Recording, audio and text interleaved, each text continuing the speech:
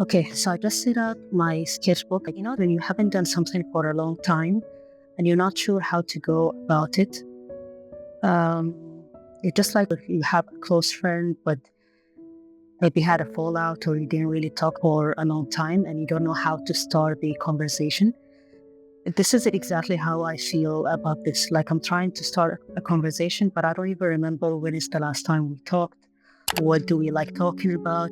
Basically, just say hi, which is for me is just swatches to like remember the colors, remember the ones that are my favorites, remember the new ones that I didn't really try, I didn't really experiment with.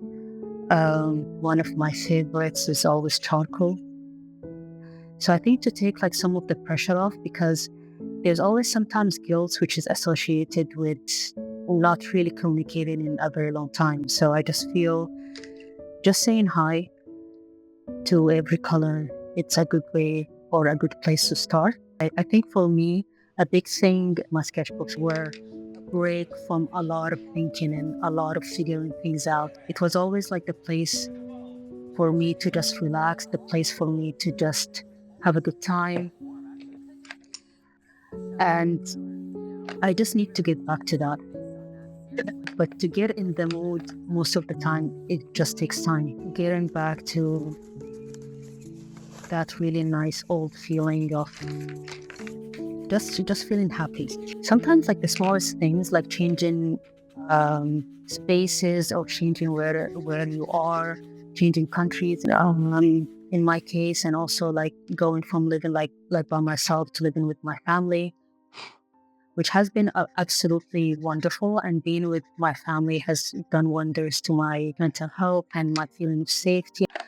But it did change quite a bit in my life. Like, honestly, it just changed everything, because one of the reasons why sketching was a no-brainer, because the way that I set up my apartment is it's like an apartment of an artist, like just there's paint everywhere. And my floor was parquet flooring, like kind of wooden flooring. And I wasn't too concerned about getting things dirty or like getting stuff on it. A lot of times that I would sketch on my bed and a lot of my sheets like would get, you know, stained. And that wasn't really a big deal. The mess that I used to make was totally fine. Like I wouldn't even think of it as a mess. I would just think of it as this is my life and this is my apartment. So it wasn't really a big deal. But then coming to the UK and living with my family, and first it's a different culture because we are from Sudan, and things need to be nice and neat. That doesn't fit very well with, sketching. Like I didn't have a private space that I can use. I would just sketch on the dining table. But to be honest, it just takes a while to take out all of the paint and figure out what to do and to get in the mood. And by the time I'm 1 inch closer, it's time for lunch and I need to clear the table, and then it's time for tea, or my sister is back from work and I need to like clear the table. And sometimes like this little frictions, I guess, like these small things, like these changes in my routine. Like for example, in Toronto, like I wouldn't have to clear up anything. There will be literally a station in my living room and there will be another station in my bedroom. Like it was always there. But of course, when you live with other people, even if they are your family, like you need to, like be much more kind of mindful. I think one of the reasons sketching was a big part of my life is that there was no friction. One of the, I think it's the last video that I made about my depression and my sketching, which is ironic because after it, I went down again and I started feeling depressed again, and I had difficulties again kind of getting out of bed and everything that kind of comes with all of this baggage, like you don't even feel like you are worth living. So it's difficult to go from that to like, okay, let's, like my art is worth doing. Because when you don't feel like your life is worth anything, you don't feel like your art is worth anything either. Thankfully, again, with my family, my mental health became much better.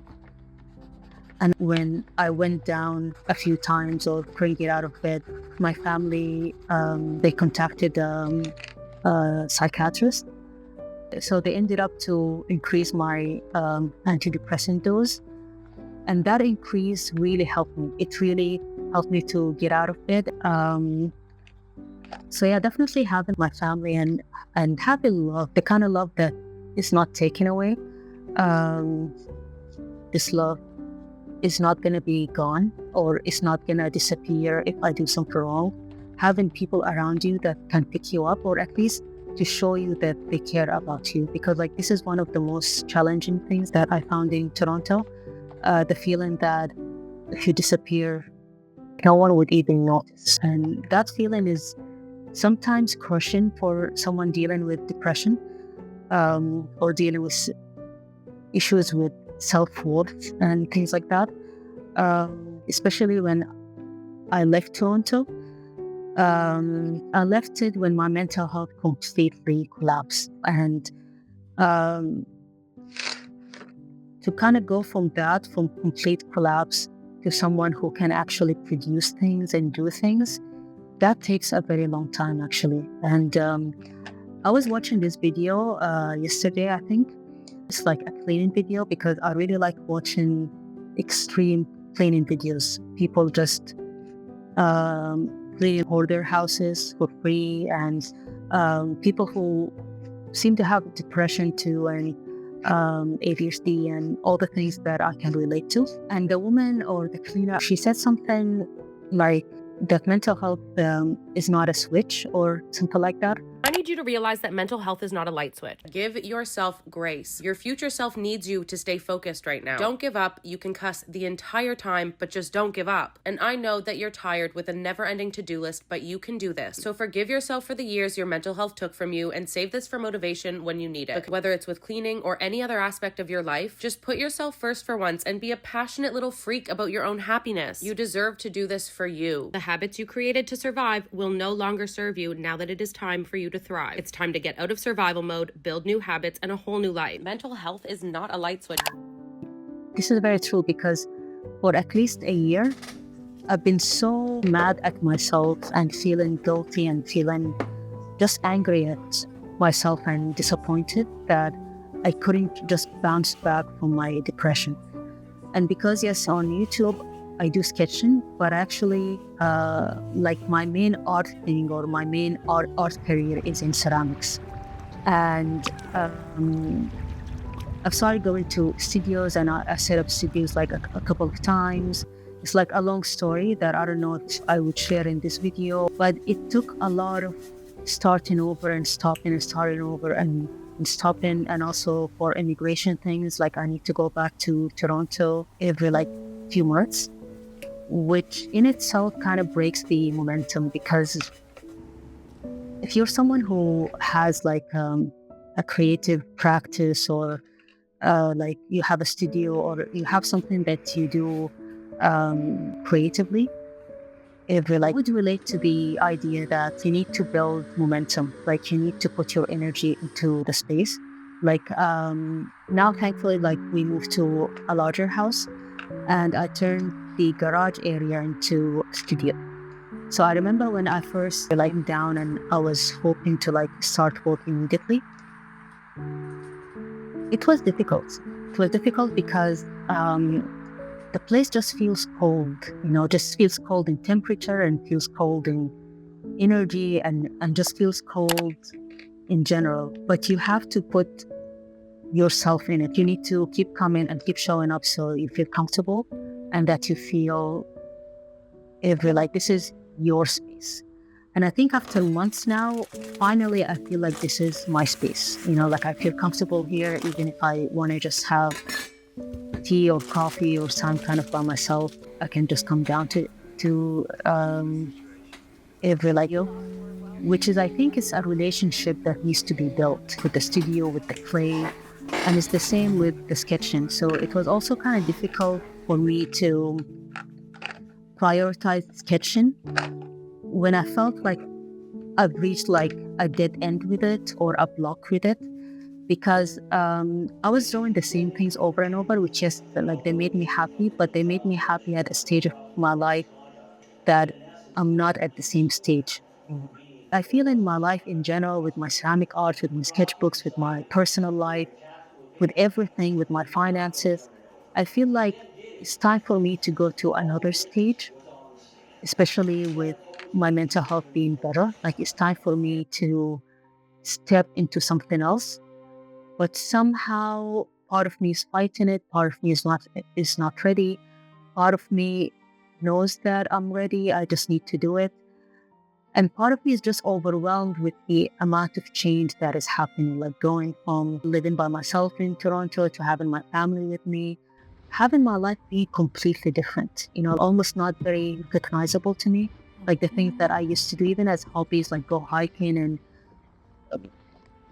living the Torontonian life, is completely different now. I feel like what to then is different. I'm trying to navigate these differences, and I'm trying to figure out what to do to make money. Should I just continue with my city work and keep at it? Because city work actually takes a lot of energy and a lot of work. And just navigating all of that, like figuring out, okay, what am I doing with my ceramic work? What am I doing with my sketches? What am I doing with YouTube? And each one of them seems like a lot is involved. And I'm feeling nervous about it, or was feeling nervous about it, because it's everything at once. And being someone with ADHD is difficult to focus on multiple things and do it all at the same time. It just gives you like a weird state of paralysis, on not knowing how to move forward, or not feeling like I have the skills to move forward. Yes, I need to learn how to probably manage my ADHD and learn how to navigate several tasks, because I'm not the kind of person who can do several things at the same time. I feel like I have so much to figure out. But thankfully, I'm in a better headspace. And even though my sketchbooks have had a major standstill, I feel like I'm going in not a different direction, but I'm really intrigued by acrylics, by the way that color mixes, playing with acrylic color and just making a lot of swatches. It was so exciting, and it was so much fun, like to just mix color, and just like magic, it just ends up to be a different color, and just keep changing it and keep mixing it. And yes, I was doing something different, like different than what I used to do. Like I'm not drawing a banana, or I'm not sketching face, or not playing with colored pencils. But it was exactly the same energy, like the energy of excitement, the energy of joy, I think. The energy of joy, because I think this is why I was addicted to sketching when I was severely depressed. Because it provided this very rare moments of joy that I didn't get elsewhere. Finding the joy again in my sketchbooks, even if I'm doing something different, like figuring out colors or mixing colors. And also how much color is a big part of art. Yes, I was more into the lines of it, like just how free the line is and how, the movement. But now getting into something else, the magic of colors, because it does really feel like magic, just mixing colors and end up with something, and then you try to paint something, and then you put this color next to this other color, it doesn't work, but somehow another color works. And somehow you look at it and feel like something is missing, or sometimes you're really lucky and go like, okay, I think this is what was missing. So I think one of the things that I want to leave behind me, other than my depression, everything, all the baggage that comes with all the negative feelings that brought me down and still brings me down sometimes, is the guilt, the feeling of guilt, the feeling of, I think the feeling of being mad at myself, the feeling my life is not worth it, or my art is not worth it, or how I feel is not important.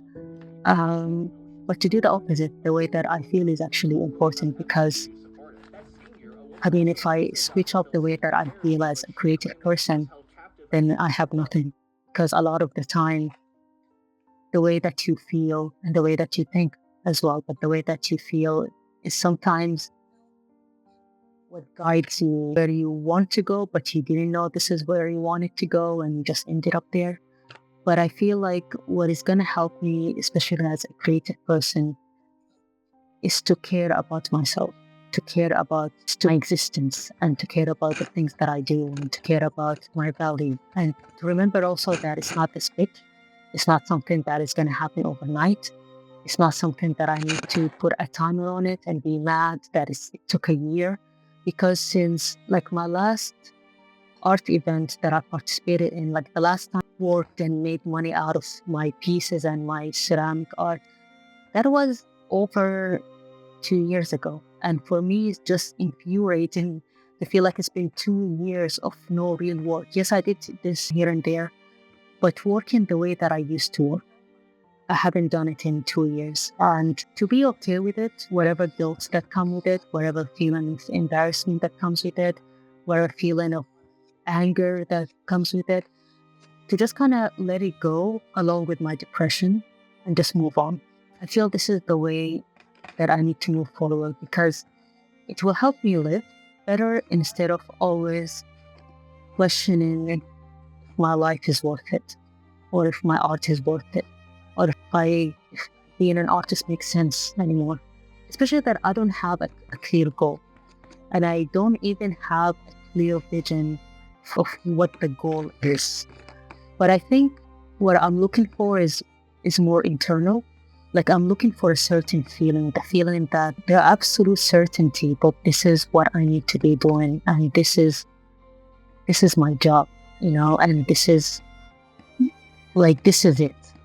This is the feeling. Even if I don't end up having the materialistic thing that makes my work important, like the money that comes from it, or the fame that comes from it, or the whatever that's supposed to come from it, and actually knowing that I don't know what I'm going for, but at the same time, I feel comfort in feeling like I'm approaching it genuinely. Like I'm not waiting to have something in return or out of it. Like I'm genuinely interested. Exactly like meeting someone. Like you don't want this person to make you rich, or this person to make you famous, or this person to put you on the map or discover you. You're approaching someone in a genuine way and trying to get to know them. And it's genuine interest, genuine interest, not conditional, not with a lot of doubts and baggage and negative feelings. And I feel like if I do that, and I truly, truly do it, and I'll reach this point, that might be just the goal of it. Because if that's not enough, then maybe I should just go work in real estate, or go back to architecture, or go back to graphic design. But I think what's in it for me is the act of doing it. But at the same time, I need to let go of the fear, let go of the negative feelings, of the negative thoughts, of the uncomfortable place of that's not having money, and not feeling good enough about myself. It's almost impossible to tell my mind not to stress or not to fear. But I think by injecting some joy and happiness, the fear might automatically disappear, and this is what I really missed about my sketchbooks. Like they gave me this boost of life that I really need, and I really loved and enjoyed. Thank you for staying with me today, and see you next time.